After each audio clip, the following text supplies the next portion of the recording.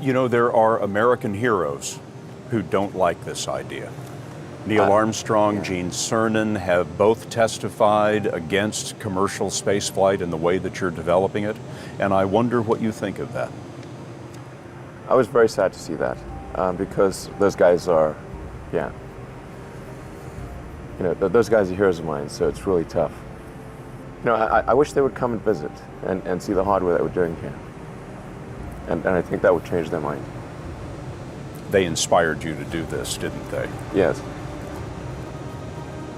And to see them casting stones in your direction.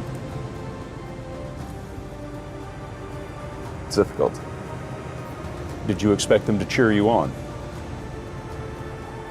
So they're hoping they would. What are you trying to prove to them?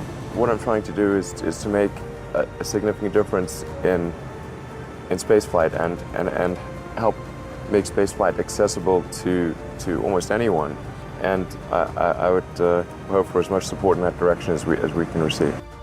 Yeah, 2008, we had the third consecutive failure of the Falcon 9 rocket for SpaceX. Tesla almost went bankrupt. We closed our financing round 6 p.m. Christmas Eve, 2008. It was the last hour of the last day that it was possible. We would have gone bankrupt 2 days after Christmas otherwise.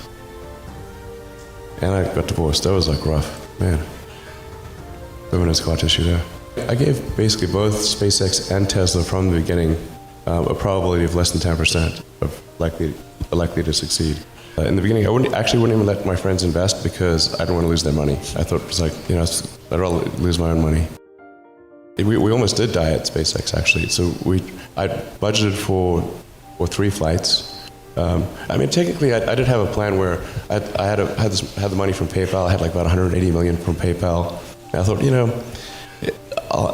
I'll allocate half of that to SpaceX and Tesla and Silver City, and that should be fine. I'll have 90 million, like just lots, But then what happened is things cost more and took longer than I thought. So I had a choice of either put the rest of the money in or the companies are going to die.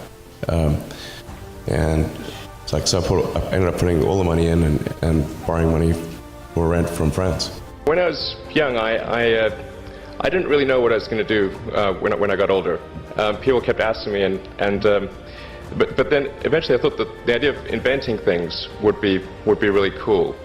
And the reason I thought that was because I read a quote from Arthur C. Clarke, which said that a sufficiently advanced technology is indistinguishable from magic, and that's really true.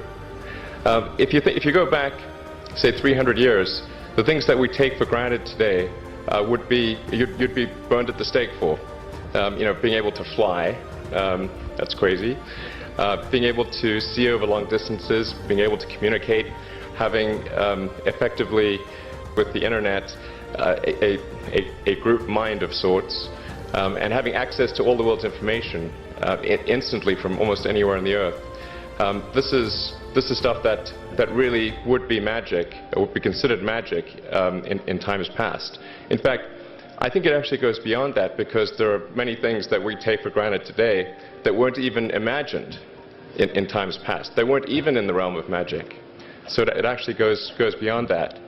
So I thought, well, if I can do some of those things, basically if I can advance technology, then that's like magic, and that would be really cool. I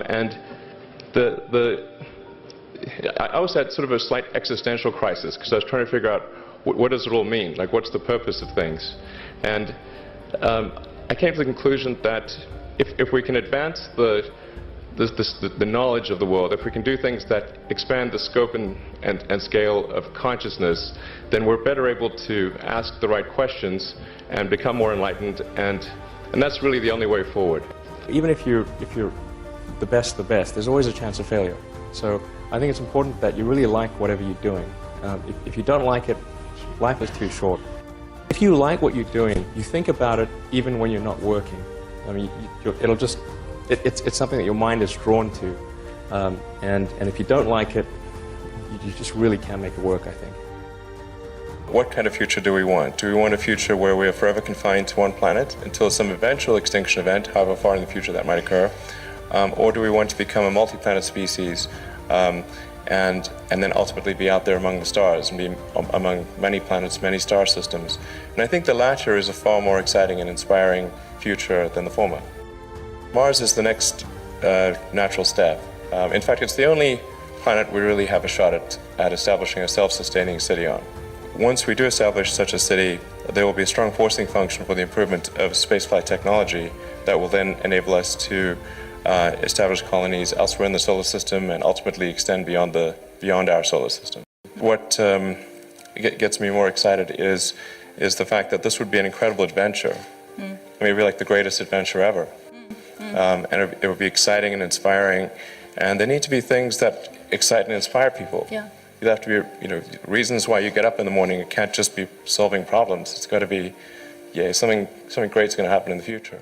It's really a mindset. You have to decide, we're going to try to do things differently, well, provided that they're better. You shouldn't do things differently just because they're different. They need to be different and better.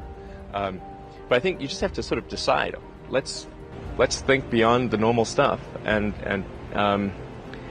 have an environment where that sort of thinking is encouraged and rewarded, and where it's okay to fail as well. Because when you try new things, you try this idea, that idea, well, a large number of them are not going to work.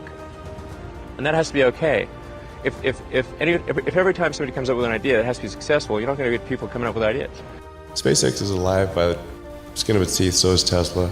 If things had just gone a little bit the other way, both companies would be dead. And I had, like, one of the most difficult choices I have ever faced in life was in 2008. I think I had maybe $30 million left, or $30 or $40 million left in 2008. And I had two choices. I could put it all into one company, and then the other company would definitely die, or split it between the two companies. But if I split it between the two companies, then both might die. And when you put your blood, sweat, and tears into creating something, or building something, it's like a child. Am I going to let one starve to death? I couldn't bring myself to do it, so I split the money between the two. Fortunately, thank goodness, they both came through.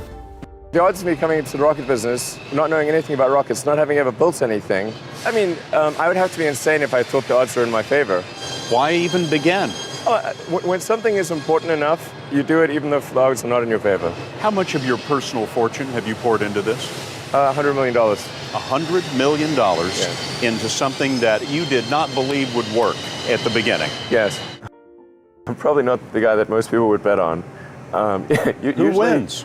It's like a little kid fighting a bunch of sumo wrestlers. Usually the sumo wrestlers win. We're a little scrappy company. Every now and again, a little scrappy company wins.